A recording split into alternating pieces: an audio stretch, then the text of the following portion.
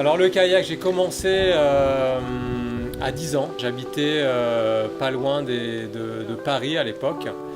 J'ai vécu 13 ans en Afrique et j'avais une boîte de raft sur le Zambèze au-dessus de Victoria.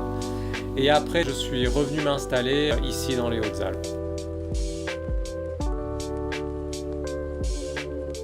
Alors là, on est dans le centre de Val-Louise. On est en train de rénover un toit, d'accord, une vieille maison du centre de Val-Louise, en gardant la vieille charpente pour garder un aspect traditionnel.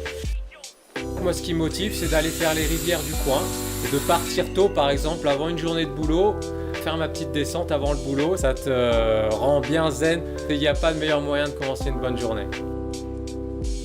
La gorge de Durance, je le considère un peu comme le petit Verdon. J'ai la maison au Vigneault et c'est vraiment juste à côté, donc ça serait, on peut l'appeler mon home run. Donc dès qu'il y a de l'eau, je le fais très souvent. Ouais.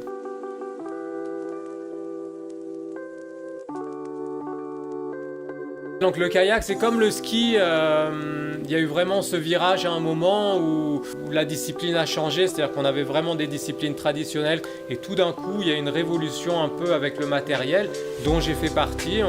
On prenait des kayaks relativement longs, on les coupait pour en faire des kayaks beaucoup plus courts et beaucoup plus maniables et ça nous a ouvert des horizons énormes pour s'engager dans des rivières plus étroites, surfer des vagues plus grosses et ça a vraiment été une petite révolution.